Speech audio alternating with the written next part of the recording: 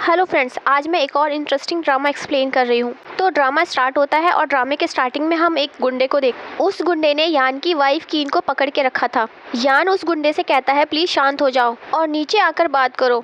तो वो गुंडा यान से कहता है तुम्हारी ही वजह से मेरी वाइफ की फैक्ट्री में डेथ हो गई थी और तुमने मुझे कुछ पैसे देकर वो केस भूल गए, लेकिन आज मैं तुम्हें सेम सिचुएशन फील कराना चाहता हूँ कि अपनों को खोने पर कैसा एहसास होता है। एक तरफ तुम्हारी प्रेग्नेंट वाइफ है और दूसरी तरफ तुम्हारी मिस्ट्रेस है और आज इन दोनों में से कोई एक ही जिंदा बच पाएगी। फैम यान से कहती है मैंने तुम्हारे लिए सब कुछ किया है और अपना सब कुछ छोड़कर मैं इस शहर में आई हूँ सिर्फ तुम्हारे लिए। और कहती है तुम ही तो कहते थे मुझसे कि इस वुमेन के लिए तुम्हारे दिल में कोई फीलिंग्स नहीं है।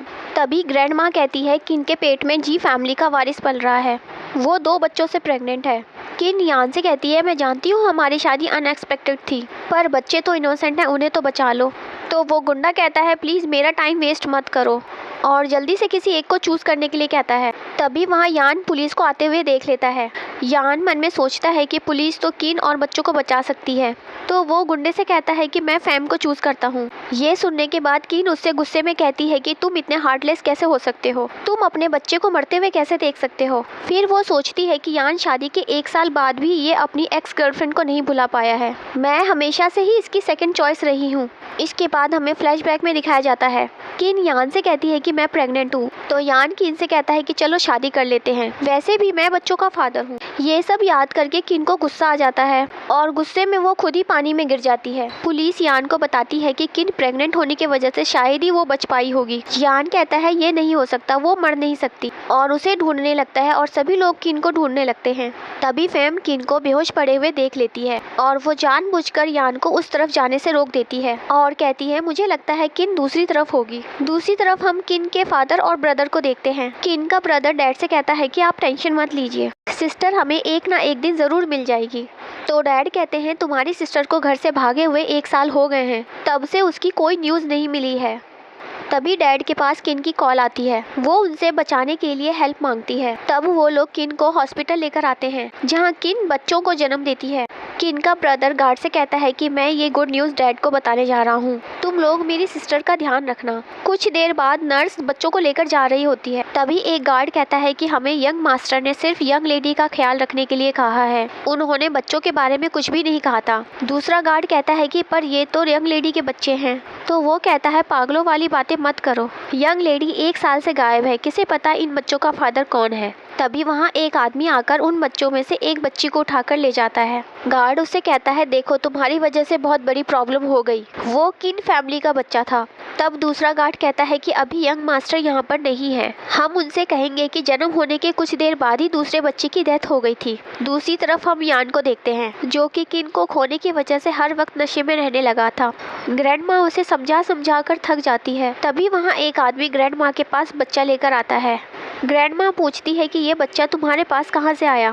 तो वो आदमी झूठ बोलता है कि गांव की एक लड़की ने इस बच्चे को जन्म दिया था, लेकिन उसे ये बच्चा नहीं चाहिए था, इसलिए उसने इसे छोड़ दिया और मैं इसे यहाँ ले आया। ग्रैंड माँ बच्चा यान को दे देती है और कहती है कि ये किन का ही बच्चा है और बताती है कि एक्सीडेंट वाली जगह से हम जल्दी चले गए थे, पर उसके पेट में बच्चा बच गया था। इधर किन को जब होश आता है तो वो अपने बच्चे के बारे में पूछती है। उसका ब्रदर बच्चे को दिखाने लगता है। किन कहती है यहाँ सिर्फ एक बच्चा क्यों है, मैं तो 2 बच्चों से प्रेग्नेंट थी। तो ब्रदर बताता है कि एक बच्चे की डेथ पैदा होते ही हो गई थी। ये सुनकर किन रोने लगती है और वो अपने डैड से कहती है मैं उस आदमी से नफरत करती हूँ, उस आदमी की वजह से मेरे बच्चे की डेथ हो गई। इसके बाद हम 6 साल के बाद का सीन देखते हैं जहाँ कुछ लोग किन की बुराई कर रहे होते हैं और कहते हैं पता नहीं वो किसके बच्चे को लेकर प्रेग्नेंट हो गई और बिना फादर के बच्चे को किन फैमिली में ले आई। तभी वहाँ शाओ आ जाता है और उनसे कहता है कि मेरी मॉम की बुराई मत करो। तो वो लोग उसे धक्का दे देते हैं और कहता है कि इस बार मैं तुम्हें छोड़ रहा हूँ, पर अगली बार मैं तुम्हें छोड़ूंगा नहीं। ये सब सुनकर शाओ सैड हो जाता है। तभी वहाँ किन आ जाती है और कहती है कि मैन इस तरह से रोते नहीं है। शाओ कहता है कि मैं रो नहीं रहा हूँ, बस मुझे बुरा लग रहा है।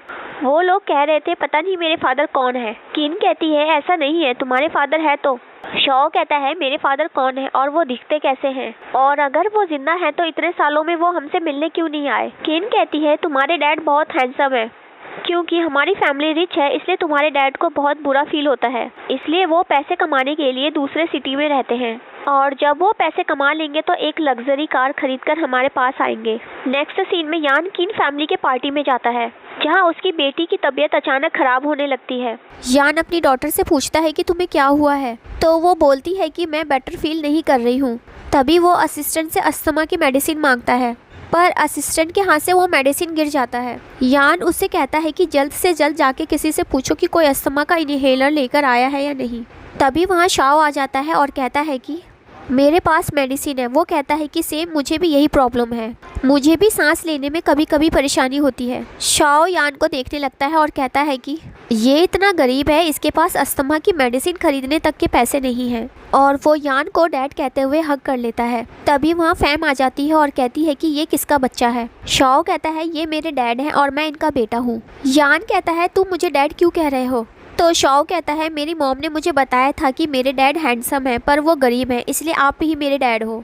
यान उसे कहता है कि मुझे कुछ ज़रूरी काम से जाना है, तुम यहाँ खेल सकते हो। फिर वो फेम से कहता है कि ये बच्चा यहाँ पर अकेला है, इसलिए तुम इसके साथ रहो और इसके पेरेंट्स को ढूंढने में हेल्प करना, कहकर चला जाता है।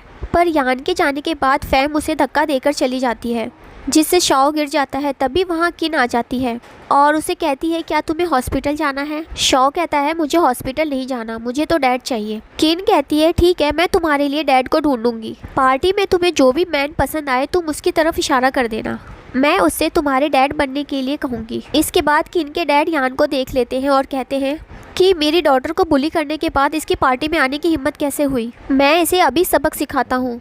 तभी किन का ब्रदर डैड को ऐसा करने से मना कर देता है, हमें इस मैटर में इंटरफेयर नहीं करना चाहिए। इस वक्त हमें किन की आइडेंटिटी को यान से छुपा कर रखना है। दूसरी तरफ फैम अपना गुस्सा किन की बेटी पर उतारने लगती है। वो उससे कहती है तुम्हारी मॉम तुम्हें मारने के लिए लेक में कूद गई थी, तुम्हें तो खुश होना चाहिए, मेरे जैसी ब्यूटीफुल वुमेन तुम्हारी स्टेप मॉम बनने वाली है। अब अपने डैड को मेरे बारे में अच्छी अच्छी बातें बताना, अगर ऐसा नहीं किया तो मैं तुम्हें फेंक दूंगी।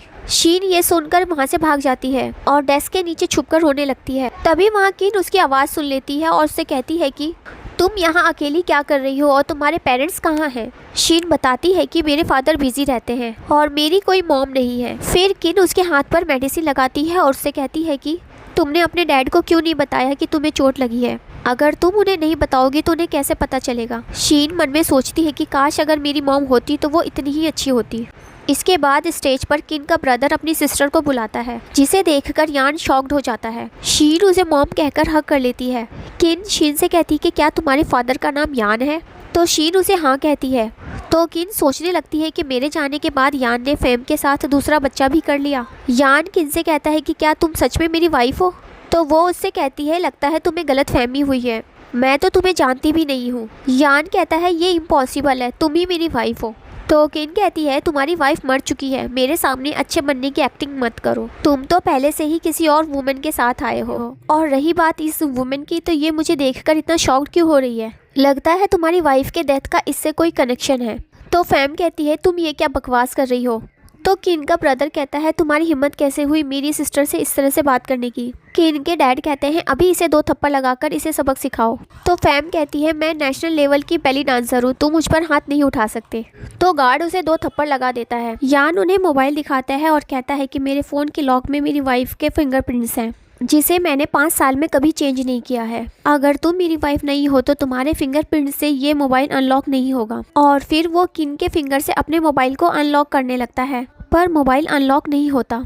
यान सोचता है ये कैसे हो सकता है। दरअसल फ्लैशबैक में दिखाते हैं कि किन लेक के किनारे पड़ी हुई होती है। तभी वहाँ उसका ब्रदर आकर उसे बचा लेता है। प्रेजेंट में किन मन में कहती है कि उस रात के बाद मेरी फिंगर खराब हो चुकी थी, उन पर फिंगरप्रिंट्स के निशान नहीं बचे हैं। फिर वो यान से कहती है कि अब तो तुम्हें यकीन हो गया होगा कि मैं तुम्हारी वाइफ नहीं हूँ। इसके बाद फैम यान को पकड़कर पार्टी से ले जाती है। उसके जाने के बाद किन वहाँ बेहोश हो जाती है। किन के डैड और ब्रदर उसे हॉस्पिटल लेकर आते हैं और उसे कहते हैं अब से तुम यान से नहीं मिलोगी। किन कहती है पर ऐसा क्यों। तो डैड उससे कहते हैं अगर तुम यान से ज़्यादा मिलोगी तो उसे पता चल जाएगा कि शॉ उसी का बेटा है।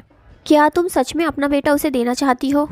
उनकी ये सारी बातें शॉ भी सुन लेता है और कहता है तो सच में मिस्टर जी ही मेरे डैड हैं। इसके बाद वो अपने फादर की कंपनी में पहुंच जाता है जहां वो यान को देखकर उसकी गाड़ी के सामने आ जाता है, जिससे उसे टक्कर लग जाती है। यान उसे गोद में उठाकर हॉस्पिटल लेकर जाता है। असिस्टेंट यान से कहता है ये तो बिल्कुल आपके जैसा लगता है, और वैसे भी आप मिस जी की आइडेंटिटी जानना चाहते हैं, तो क्यों ना आप उनके बेटे के साथ अपना डीएनए टेस्ट करवा लें। अगर मिस जीन आपकी वाइफ है तो ये आपका ही बेटा होगा। यान असिस्टेंट को अपना बाल तोड़कर देता है और कहता है मुझे आधे घंटे में रिजल्ट चाहिए। दूसरी तरफ किन जब शॉ के रूम में आती है तो तब उसे शॉ का छोड़ा हुआ नोट मिलता है। तभी वहाँ उसका ब्रदर भी आ जाता है और पूछता है क्या हुआ। किन बताती है कि शॉ भाग गया है, वो भी यान को ढूंढने के लिए।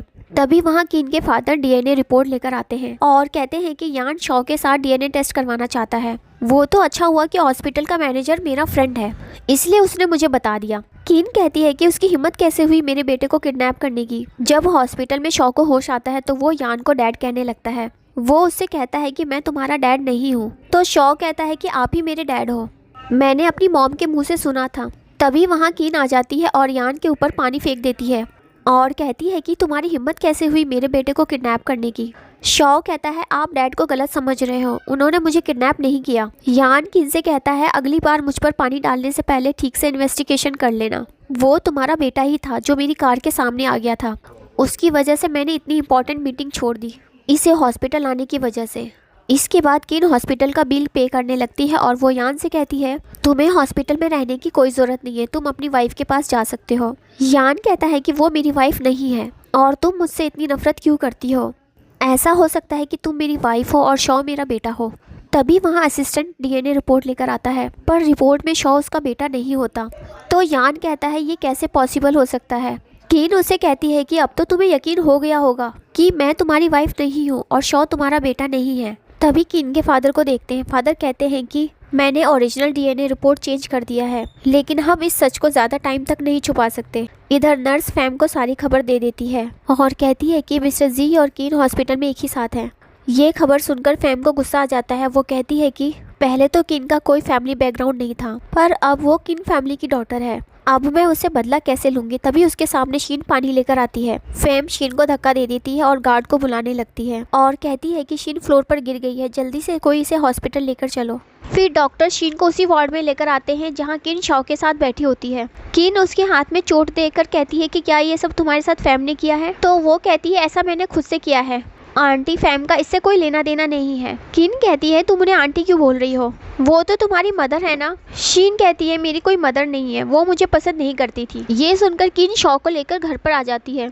शॉ उससे कहता है जी ही मेरे डैड हैं, तो आप मुझे उससे क्यों छुपा रही हैं। कीन कहती है क्या तुम सब जानते हो, क्या तुम्हें पता है तुम्हारी एक सिस्टर भी थी। शॉ पूछता है तो अब मेरी सिस्टर कहाँ है। कीन उसे बताती है तुम्हारे फादर ने तुम्हारी सिस्टर को मार दिया था। ये सुनकर शॉ कहता है कि मेरे डैड तो बहुत बुरे इंसान हैं, मुझे उनके जैसा डैड नहीं चाहिए। फिर कीन अपने ब्रदर से कहती है कि मैंने शादी करने का डिसाइड कर लिया है। उसका ब्रदर पूछता है कि तुम किससे शादी करना चाहती हो। कीन कहती है कि मैं मिस्टर वैन से शादी करना चाहती हूँ, उनकी वाइफ की अभी अभी डेथ हुई है और उनकी कोई बच्चे भी नहीं है। उन्होंने कहा है कि वो मेरा और शॉ का ख्याल रखेंगे। किन का ब्रदर कहता है कि वो तुमसे 20 साल बड़ा है और इस साल वो 45 इयर्स का होने वाला है। किन कहती है अगर हम किन फैमिली की आइडेंटिटी अलग कर दें तो मेरे जैसे सिंगल मदर के साथ कौन शादी करना चाहेगा। उसका ब्रदर कहता है तुम यान को इग्नोर करने के लिए शादी करना चाहती हो। किन कहती है मैं यान से नफरत करती हूँ और मैं उसके सामने ही उसके साथ किसी और से शादी करूंगी। इसके बाद हम किन और वैन की वेडिंग को देखते हैं, जहां किन को वेडिंग ड्रेस में देखकर यान को पुराने दिन याद आने लगते हैं। किन यान से कहती है बेबी होने के बाद हम एक वेडिंग सेरेमनी रखेंगे जिसमें मैं यही वाली वेडिंग ड्रेस पहनूंगी। प्रेजेंस में यान कहता है कि मैंने कभी भी उसकी ड्रीम्स को पूरा नहीं किया और वो सैड होकर ड्रिंक करने लगता है। फिर मिस्टर वैन और किन की शादी हो जाती है। तभी यान स्टेज पर आकर किन का हाथ पकड़कर ले जाने लगता है। ये देखकर मिस्टर वैन उसे धक्का दे देते हैं और कहते हैं तुम ये क्या कर रहे हो। तो यान भी उसे धक्का दे देता है जिससे मिस्टर वैन के मुंह से ब्लड निकलने लगता है। तभी वहां गार्ड आकर मिस्टर वैन को हॉस्पिटल लेकर जाते हैं। फिर यान नी डाउन होकर किन से रिक्वेस्ट करने लगता है। वो कहता है कि प्लीज़ किसी और से शादी मत करो, मैं जानता हूँ कि उस दिन मेरी गलती थी कि मैंने तुम्हें चूज़ नहीं किया था। उस दिन मुझे अपने दिल की बात सुननी चाहिए थी। जिस इंसान को मैं बचाना चाहता था वो तुम ही हो। मैंने सोचा था कि मैं तुम्हारे बिना जी सकता हूँ, पर अब मुझे ये रियलाइज हो गया है कि मैं तुम्हारे बिना नहीं जी पाऊंगा। किन उसे हक कर लेती है और कहती है कि तुम ये सब बातें अब क्यों कर रहे हो, अब तो बहुत देर हो चुकी है, हम वापस एक नहीं हो सकते। दूसरी तरफ फैम को पता चल जाता है कि यान ने किन की वेडिंग में हंगामा किया है। उसे किन पर शक होने लगता है और वो किन की आइडेंटिटी जानने के लिए शीन और किन की डीएनए टेस्ट करवाती है। इसके बाद किन हॉस्पिटल में यान के पास बैठी होती है। तभी वहाँ उसका ब्रदर आकर कहता है कि यान ने तुम्हारी वेडिंग में तमाशा किया था, जिसकी वजह से मिस्टर वैन ने तुम्हारे साथ एंगेजमेंट तोड़ दिया है। अब तुम्हारा क्या प्लान है? क्या तुम वापस यान के साथ रहना चाहती हो? किन कहती है ये पॉसिबल नहीं हो सकता, मैं दोबारा इसके साथ नहीं जा सकती। तो उसका ब्रदर कहता है तुम वेडिंग में इसे गले लगाकर क्यों रो रही थी? तो किन कहती है तुम परेशान मत हो, यान उस वक्त नशे में था, उसे कुछ भी याद नहीं होगा, जब वो होश में आएगा तो उसे मेडिसिन दे देना। दूसरी तरफ फैम के पास डीएनए रिपोर्ट आ जाती है, जिससे उसे पता चल जाता है कि शीन किन की ही बेटी है। फिर फैम शीन के पास जाती है और उसे पकड़कर गिरा देती है और उसे कहती है कि मैंने तो तुमसे पहले ही कहा था कि तुम एक अनलकी डॉटर हो, तुम्हारे साथ जो कुछ भी होगा उसके लिए तुम मुझे ब्लेम मत करना, और उसे मार देती है। अभी वहाँ से किन गुजर रही होती है तो वो शीन को देख लेती है। डॉक्टर कहते हैं कि हमें शीन को ब्लड चढ़ाना होगा, हमें RS नेगेटिव ब्लड की ज़रूरत है। किन डॉक्टर के पास जाती है और कहती है कि मेरा ब्लड RS नेगेटिव है और ना ही मेरा इसके साथ कोई ब्लड रिलेशनशिप है। किन शीन को ब्लड डोनेट करती है, जिससे शीन की तबीयत और ख़राब होने लगती है। डॉक्टर कहते हैं कि मैंने तो पहले ही कहा था किसी भी ब्लड रिलेशन वाले को ब्लड मत देना, इससे बॉडी में रिएक्शन हो गया है, अब हमें इसे जल्दी से इमरजेंसी रूम में लेकर जाना होगा। ये सुनकर किन सोचती है कि क्या शीन मेरी ही बेटी है। नेक्स्ट सीन में किन का ब्रदर उन दोनों गार्ड्स को बांधकर उन दोनों को सच बताने के लिए कहता है कि हॉस्पिटल में डॉक्टर को पैसे क्यों दिए थे, ये बोलने के लिए कि किन की बेटी मर चुकी है। गार्ड कहता है कि जब हम वापस आ रहे थे तो गुंडा बच्ची को ले जा चुका था, हमें पनिशमेंट का डर लग रहा था, इसलिए हमने झूठ बोल दिया कि बच्चा मर गया है। किन का ब्रदर कहता है कि तुम्हारी हिम्मत कैसे हुई ऐसा करने की, और वो गार्ड से कहकर उन दोनों को पुलिस के हवाले करवा देता है। इसके बाद किन शीन के पास जाती है और उससे कहती है कि जब मैं तुमसे पहली बार मिली थी तब तुमने मुझे मॉम कहा था, तो क्या तुम मुझे फिर से मॉम कहना चाहती हो? शीन कहती है कि मैं आपको मॉम नहीं कहना चाहती, क्योंकि आंटी फैम ने मुझे ये कहा है कि मैं एक अनलकी चाइल्ड हूँ, जिसकी वजह से मेरी मॉम लेक में कूद गई थी, जो भी मेरे साथ रहेगा उसके साथ भी बुरा ही होगा। किन कहती है कि सच सच बताओ, क्या फैम ने ही तुम्हारे साथ ये सब कुछ किया है?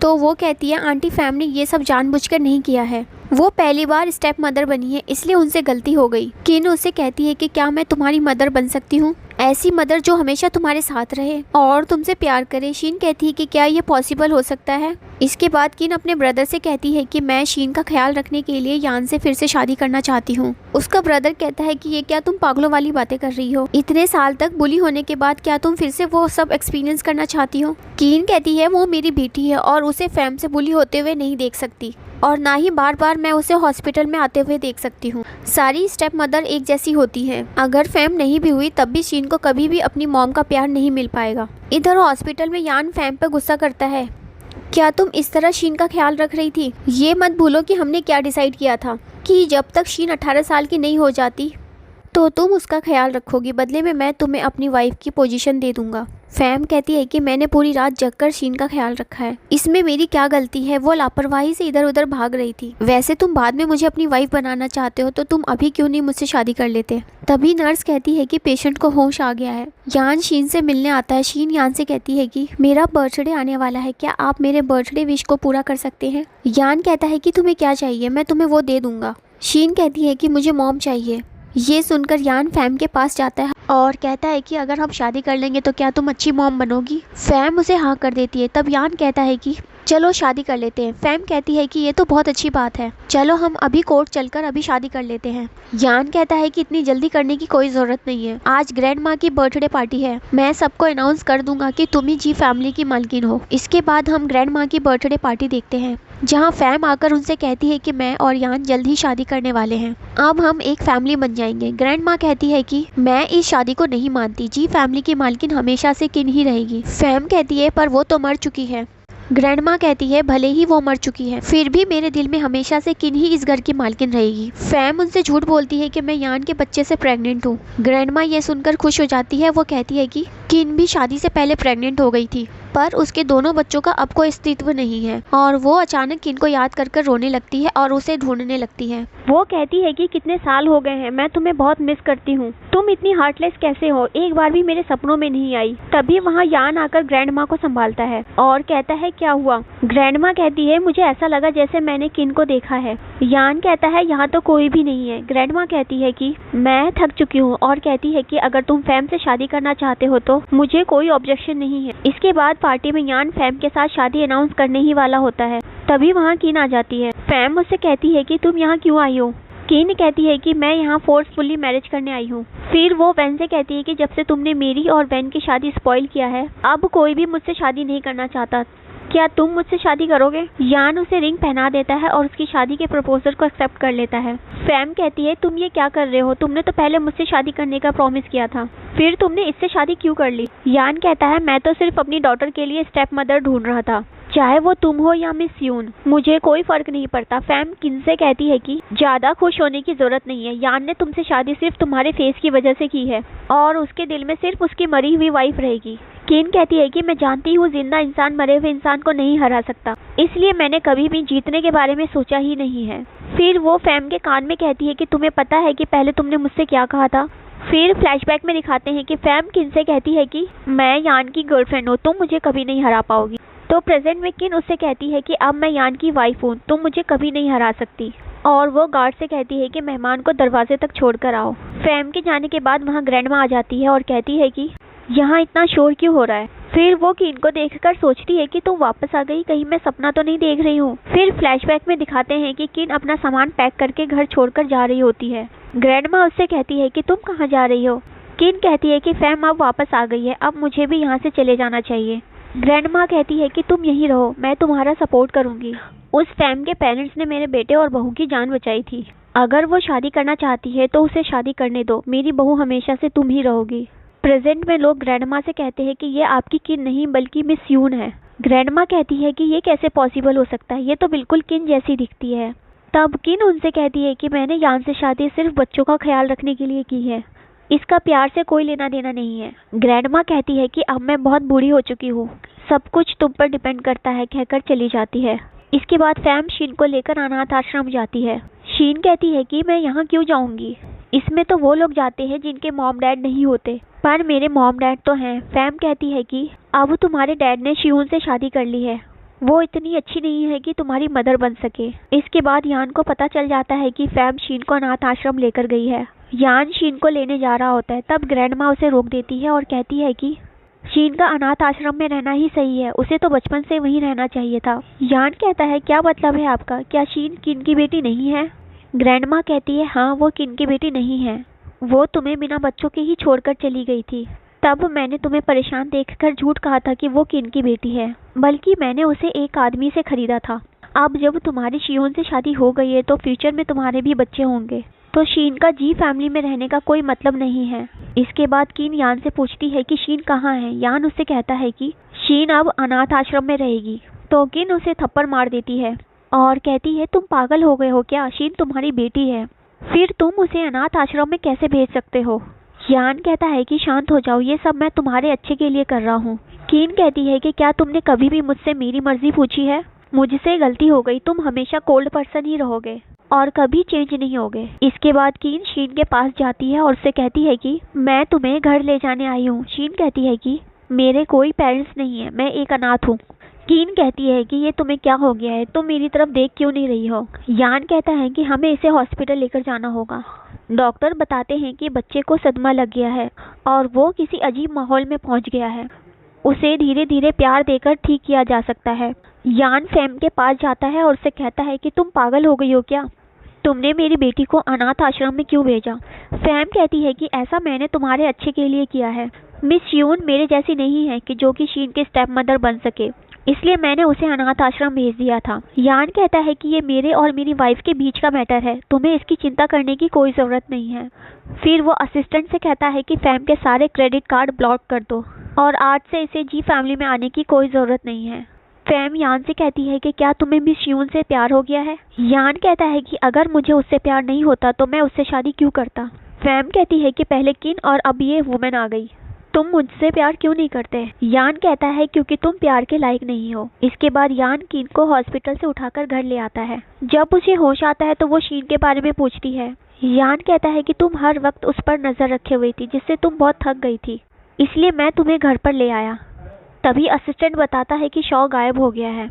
ये सुनकर किन घबरा जाती है। वो कहता है कि मिस फैम उसे ब्रिज पर लेकर गई है। यान और किन उस ब्रिज पर आ जाते हैं। यान उनसे कहता है कि तुम्हारी हिम्मत कैसे हुई मेरे बच्चों को टच करने की और ऐसी जगह चूज करने की जहां मेरी वाइफ की डेथ हुई थी। फैम कहती है कि ये जगह मैंने इसलिए चूज की है ताकि मैं तुम्हें याद दिला सकूं कि तुम पहले मुझे कितना प्यार करते थे। तुमने मेरे लिए अपनी वाइफ को भी मार दिया था।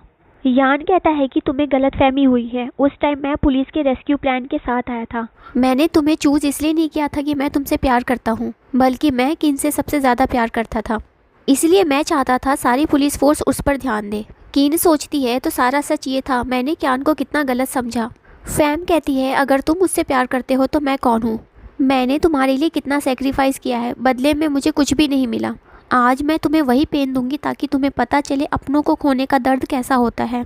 मैंने तुम्हारे दोनों बच्चों को रस्सी से बांध दिया है। आज तुम उनमें से किसी एक को ही बचा सकते हो। कीन यान से कहती है कि प्लीज़ दोनों बच्चों को बचा लो, दोनों बच्चे तुम्हारे ही हैं। मैंने पहले जुड़वा बच्चों को जन्म दिया था। एक बच्चे को किडनैपर किडनैप करके ले गया था। असिस्टेंट कहता है तो ग्रैंडमा एक्सीडेंटली उसी बच्चे को खरीद कर ले आई थी। कीन कहती है हाँ ऐसा ही हुआ था। फैम कहती है बहुत हुआ, अब जब तुम लोगों की फैमिली एक हो गई है तो मैं बच्चों को हेल में भेज रही हूँ। और वो रस्सी को काटने लगती है। तब यान उसे पानी में लेकर गिर जाता है। इसके बाद कीन यान को हॉस्पिटल लेकर आती है, जहाँ ग्रैंडमा दोनों बच्चे उसके पास आ जाते हैं। ग्रैंडमा कहती है कि सारी गलती मेरी ही है, मुझे पहले ही शीन की इन्वेस्टिगेशन कर लेनी चाहिए थी, जिससे तुम और यान बहुत जल्द एक हो सकते थे। कीन कहती है कि हम आपको ब्लेम कैसे कर सकते हैं, ये सब तो किस्मत का खेल है। फिर वो सब मिलकर यान को होश में लाने की कोशिश करने लगते हैं। तभी यान की फिंगर मूव करने लगती है और इसी के साथ ये ड्रामा यहाँ पर ख़त्म हो जाता है।